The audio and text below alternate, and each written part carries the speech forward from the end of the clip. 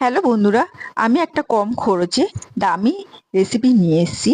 জিনিসটা কিনতে অনেক দামি, কিন্তু আমি কম খরচে বানাবার চেষ্টা করেছি সাধারণ মানুষদের জন্য, কিন্তু আমি একজন নিজেই সাধারণ মেয়ে। তো সবার বাড়িতে রুই মাছ আসে, রুই মাছটাকে জল ভাপিয়ে ফেলে গরম অবস্থায় কাঁটাগুলো বের করে নেবো। এরপরে ওকে ম্যাগনেট করতে হবে আদা বাটা, গোলমরিচের বাটা বা গুঁড়ো, আর কাঁচা লঙ্কা আর ভিনিগার, স্বাদ মতন নুন দিয়ে মেখে আমি রেখে দিতে হবে। তারপরে 2 hours later.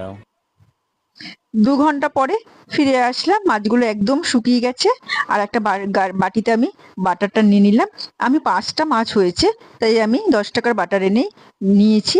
তোমরা পরিমাণ বুঝে বাটারটা দেবে।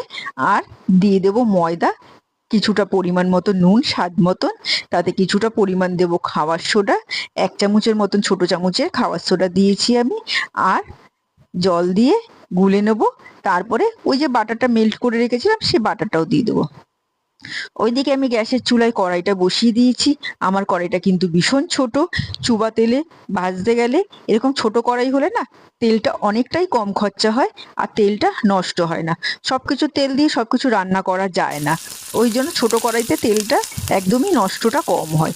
তারপর ওই বাটারের মধ্যেই আমি মাছগুলোকে ভিজিয়ে ভিজিয়ে সমস্তটা এপিঠ ওপিঠ লাল করে সুন্দর করে ভেজে নেব। প্রত্যেকটা মাছ এইভাবে ভেজে নেব। ভেজে নেওয়ার পরে আমি এটাকে আরেকবার ডবল কোট করে ভাজবো।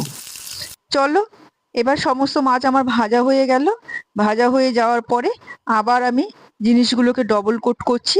ভাজা মাছগুলোর মধ্যে আবার আমি ব্যাটারটা লাগিয়ে নেবো। ব্যাটারটা লাগিয়ে আবার ভাজবো। এইভাবে করলে জিনিসটা ভীষণই কুরকুরে হয় আর খেতেও খুব ভালো হয়। তো আমি একটা রেসিপি তোমাদের সাথে শেয়ার করলাম, যেটা গরিব বড়লোক সবাই খেতে পারবে।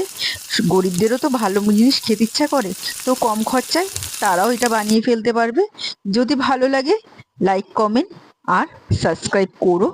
ভালো থেকো, সুস্থ থেকো, আর আমাকেও একটু সাবস্ক্রাইব করার চেষ্টা করো।